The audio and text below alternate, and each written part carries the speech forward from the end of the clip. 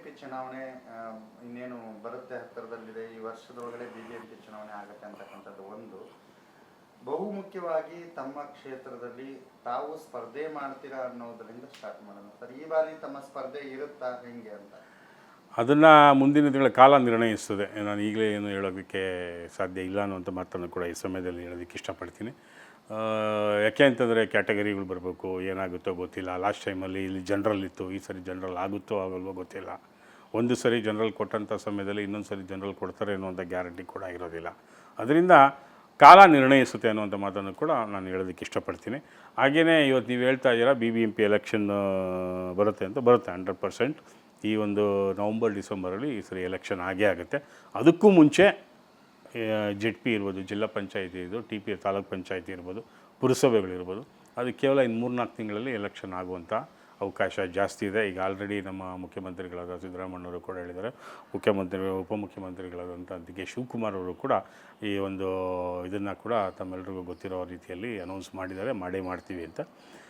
BBMP ಇವೆರಡೂ ಮುಗಿಸ್ಕೊಂಡ್ಮೇ ತದನಂತರ ಮಾಡ್ತಾರೆ. BBMP ನನ್ನ ಒಂದು ಇದರ ಪ್ರಕಾರವಾಗಿ 225 ಒಂದೇ BBMP ಮಾಡ್ತಾರಾ ಅಥವಾ 3 ಭಾಗವನ್ನು ಮಾಡ್ತಾರಾ ಅಂದರೆ 75 ಏನು ಬೆಂಗಳೂರು ಸೆಂಟ್ರಲ್ಲು, ಬೆಂಗಳೂರು ನಾರ್ತು, ಬೆಂಗಳೂರು ದಕ್ಷಿಣ ಸೌತು ಅಂತ ಅದು ಆ ರೀತಿ ಮಾಡೋ ಅವಕಾಶ ಜಾಸ್ತಿ ಇದೆ ಅನ್ನುವಂಥ ಮಾತು. ಅಂದರೆ 75 3 ಮೇಯರ್ ಆಗುವಂಥ ಅವಕಾಶ ಜಾಸ್ತಿ ಇದೆ. ಅಂದರೆ 3 ಭಾಗಗಳಾಗಿ ಮಾಡ್ತಾರೆ ಅನ್ನುವಂಥ ಇದು ವಿಷಯನ ನಾನು ಹೇಳೋದಕ್ಕೆ ಇಷ್ಟಪಡ್ತೀನಿ. ಯಾಕೆಂತಂದರೆ ಇಲ್ಲಿ 225 ಅಂದ ತಕ್ಷಣ ದೊಂಬಿ ಜಾಸ್ತಿ ಆಗ್ತಾಯಿದೆ. ಮತ್ತು ಎಲ್ಲೋ ಒಂದು ಕಡೆ ಮೇಯರವರು ಭೇಟಿ ಕೊಟ್ಟರೆ ಇನ್ನೊಂದು ಕಡೆ ಎಲ್ಲ ಮೇಯರ್ ಭೇಟಿ ಕೊಡೋಕ್ಕೆ ಆಗಲ್ಲ.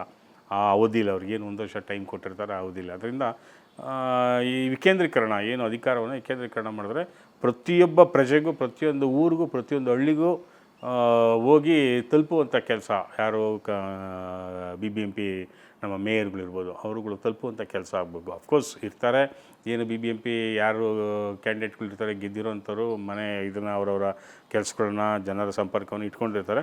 ಆದರೂ ಕೂಡ ಅಧಿಕಾರಿಗಳಿರ್ಬೋದು ಅಥವಾ ಮೇಯರ್ ಅವರು ಇರ್ಬೋದು ಎಲ್ಲ ಇದನ್ನು ಮೀಟ್ ಮಾಡೋಕ್ಕಾಗಲ್ಲ. ಆ ಅವಧಿಯಲ್ಲಿ ಏನು 1 ವರ್ಷ ಟೈಮ್ ಕೊಟ್ಟಿರ್ತಾರೆ, ಆ ಅವಧಿಯಲ್ಲಿ ಎಲ್ಲ ಊರುಗಳನ್ನು ಕೂಡ ಎಲ್ಲ ಹಳ್ಳಿಗಳನ್ನು ಕೂಡ ಮೀಟ್ ಮಾಡೋಕ್ಕಾಗಲ್ಲ. ಅದರಿಂದ ಈ ಅಧಿಕಾರವನ್ನು ವಿಕೇಂದ್ರೀಕರಣ ಮಾಡ್ತಾರೆ ಅನ್ನುವಂಥ ಮಾತನ್ನು ಕೂಡ ಈ ಸಮಯದಲ್ಲಿ ಹೇಳೋದಕ್ಕೆ ಇಷ್ಟಪಡ್ತೀನಿ.